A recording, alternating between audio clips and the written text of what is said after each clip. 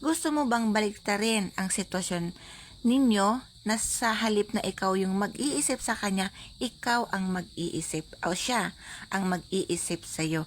Gawin mo to kahit anong araw o kahit na anong oras, basta alam mong kailangan mo na itong gawin, mga kaswerte. At syempre, mag-iingat ka, kailangan hindi ito malaman ng kahit na sino. Itatago mo itong ginawa mong ritual na ito. Rin natin ang sitwasyon, mga kaswerte, para sa halip na ikaw yung nababaliw sa kanya, susunod siya ang mabaliw dapat sa kanya.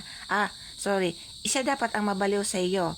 Kumuha ka lamang ng isang babasaging garapon, yung may takip po, kailan babasagin, mga kaswerte.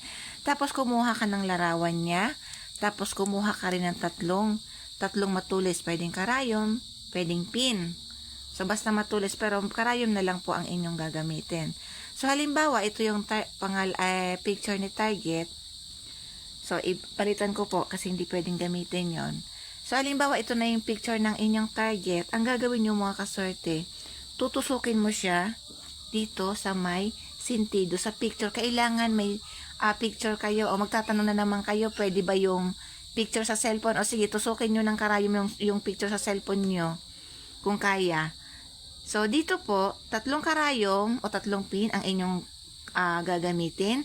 Itutusok mo ito dito sa sentido niya, sa picture mismo, mga kaswerte, sa sentido at sa dibdib niya. So, ang magiging itsura po niyan ay ganito. Pag tinusok mo sa sentido, 2 sentido at sa kanyang dibdib. So, ganito ang magiging itsura ng picture niya.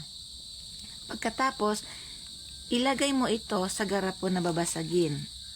Pag nailagay mo na, tawagin mo ng 3 beses ang kanyang pangalan. Dito mismo sa bunganga. Ilalapit mo ito sa bunganga nyo. Tawagin mo ang kanyang pangalan ng 3 beses. At sabihin mo lahat ng gusto mong kahilingan na ma-obsess ka sa akin, mabaliw ka sa akin, baka mamahalin mo ko. Sasakit ang inyong ulo, sasakit ang inyong dibdib, kakaisip sa akin.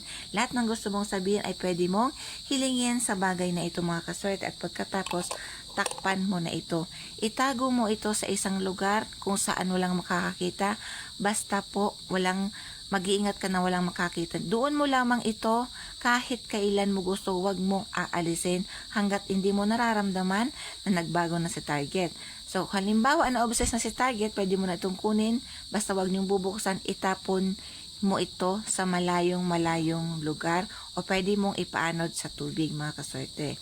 So, sana po naintindihan ako kung paano ito gawin. Mag-iingat po ang lahat.